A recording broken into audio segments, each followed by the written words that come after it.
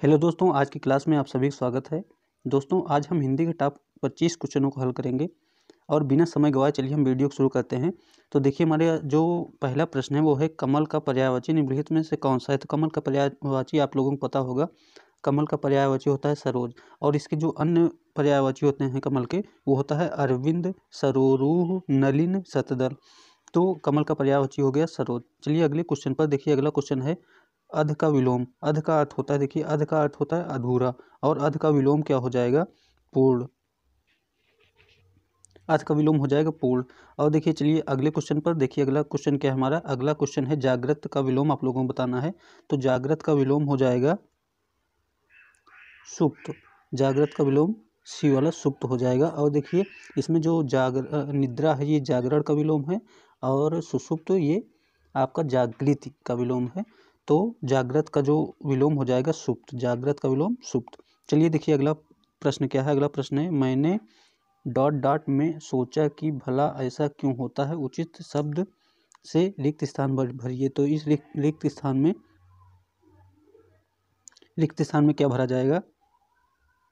तो देखिए विकल्प में है अंतःकरण, मन, चित्त, आत्मा। आप लोग इसको एक बार इस रिक्त स्थान में रख कर देख लीजिए तो आपको पता चलेगा कि इसका जो सही विकल्प होगा वो होगा मन। मैंने मन में सोचा कि भला ऐसा क्यों होता है, तो आपका जो विकल्प हो जाएगा सही वो हो जाएगा मन। चलिए देखिए अगला प्रश्न क्या है। अगला प्रश्न है संगीत द्वारा व्यक्ति का प्रभावित होता है।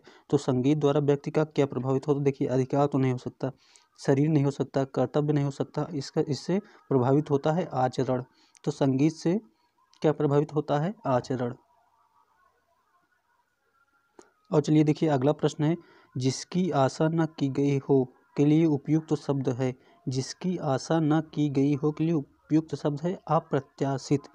अप्रत्याशित। और देखिए जो आशा लिखा है इसका अर्थ होता है आशा से बहुत अधिक, यानी आशा से परे जो सोचता हो तो आशातीत हो जाता है। और आशान्वित यानी आशा से जो बंधा हुआ हो।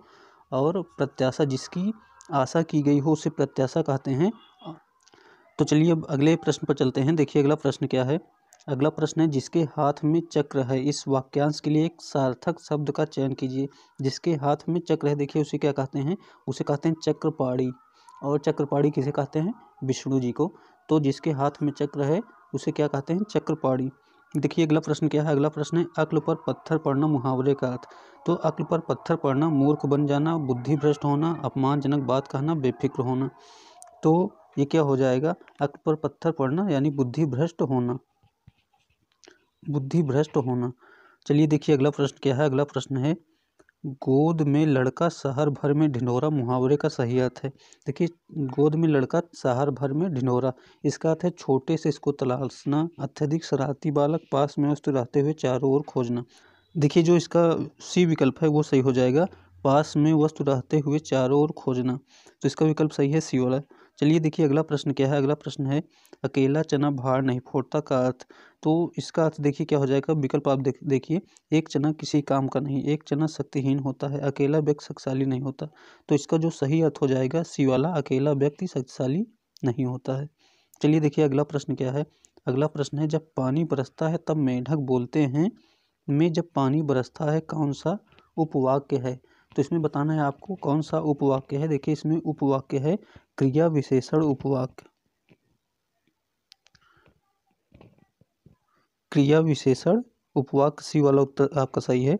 और देखिए ये इसमें जब कहीं भी जब, जैसे यहाँ जब लग गया, ज्यों, जहाँ, यद्यप इत्यादि ये सब प्रयोग हो जाए तो वहाँ होता है क्रिया विशेषण उपवाक्य।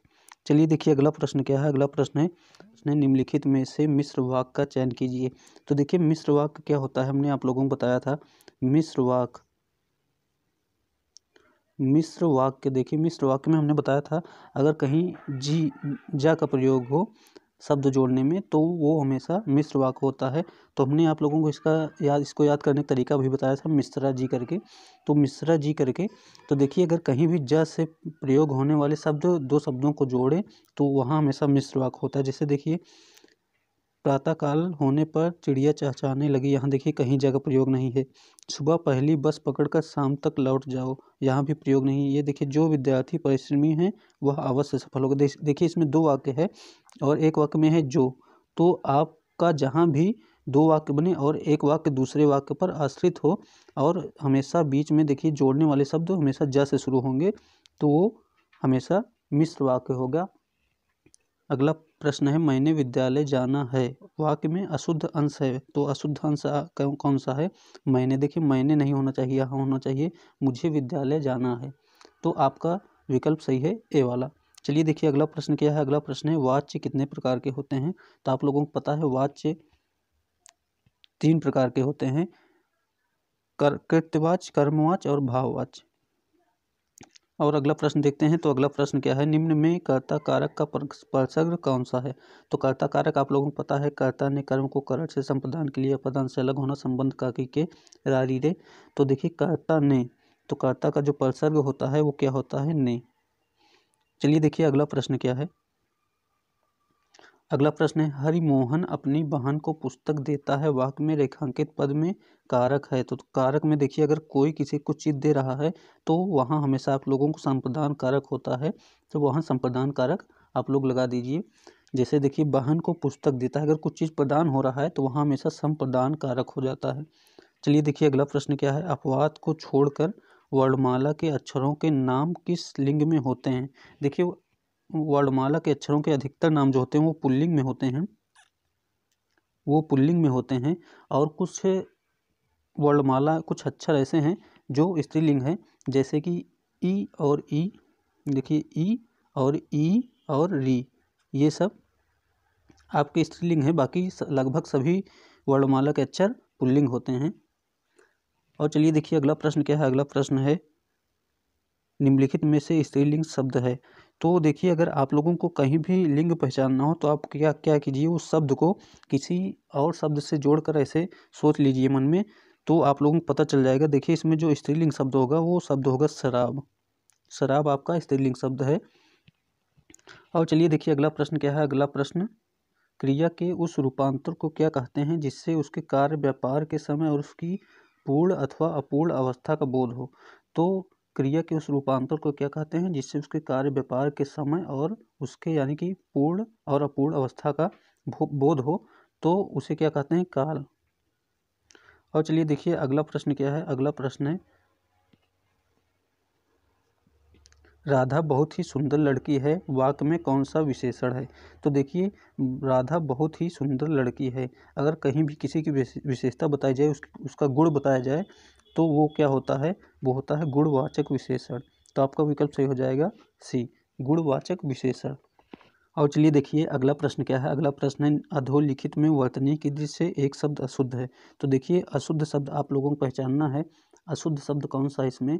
देखिए आध्यात्म इसमें अशुद्ध शब्द है, ये होता है अध्यात्म, ये अध्यात्म होता है। और इसमें बाकी शब्द सही हैं। बहुत से लोग देखिए इसमें क्या कर देते हैं, इसको अंतर्ध्यान कर दे, अंतर्धान को अंतर्ध्यान कर देते हैं, लेकिन जो अंतर्धान है ये शुद्ध शब्द है। और इसके अधीन को देखिए बहुत से लोग अधीन समझते हैं, लेकिन ये अधीन नहीं होता, ये होता है अधीन। तो आपका जो इसमें अशुद्ध शब्द है वो अशुद्ध शब्द है आध्यात्म। आध्यात्म नहीं होता बल्कि अध्यात्म होता है। चलिए देखिए अगला प्रश्न क्या है। अगला प्रश्न है कन्नड़ का शब्द संबंध किस भाषा परिवार से है? तो कन्नड़ का संबंध द्रविड़ भाषा परिवार से है। देखिए इसमें आप लोग ये समझ लीजिए जो साउथ इंडियन भाषा होती है दक्षिण भारत की, वो लगभग सभी भाषाएं द्रविड़ भाषा परिवार की होती हैं। तो कन्नड़ शब्द का संबंध द्रविड़ भाषा परिवार से है। और चलिए देखिए अगला प्रश्न क्या है। अगला प्रश्न निम्नलिखित भाषाओं को उनके विकास क्रम से व्यवस्थित कीजिए। तो विकास क्रम आप लोगों को पता होगा। सबसे पहले देखिए इसमें क्या है, प्राचीन संस्कृत पहले नंबर पर ए, उसके बाद देखिए लौकिक संस्कृत सी, उसके बाद सौर श्रेणी, उसके बाद पश्चिमी हिंदी। तो आपका जो क्रम हो गया वो हो गया ए सी बी डी, यानी कि ए वाला आपका सही है, ACBD। चलिए देखिए अगला प्रश्न क्या है। अगला प्रश्न है मास कंजप्शन का हिंदी पर्याय कौन सा है? यानी मास कंजप्शन का आप लोगों को हिंदी बताना है। तो मास कंजप्शन का जो हिंदी होता है वो होता है व्यापक उपभोग।